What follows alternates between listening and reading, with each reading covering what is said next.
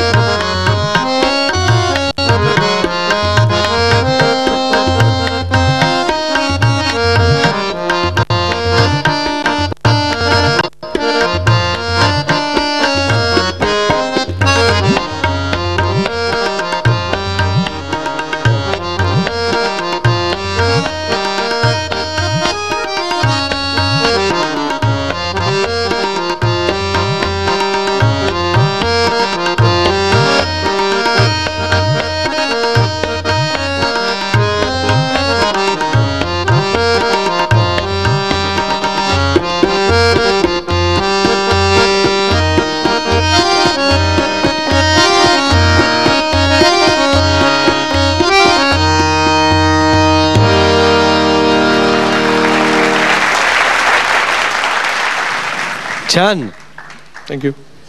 तुला आज भावगीत वाजव असं वाटलं. मला आता तुझ्याविषयी सुद्धा थोडंसं सांग. घरी कोणाला संगीताची आवड? घरी ॲक्च्युली सगळ्यांनाच संगीताची आवड आहे. माझी आजी म्हणजे आईची आई हार्मोनियम वाजवायची आणि मला संगीताची आवड आहे हे घरच्यांनी ओळखलं. That was most important thing. आपण आपल्या गुरूंना विचारूया की त्यांना तुझा परफॉर्मन्स कसा वाटला.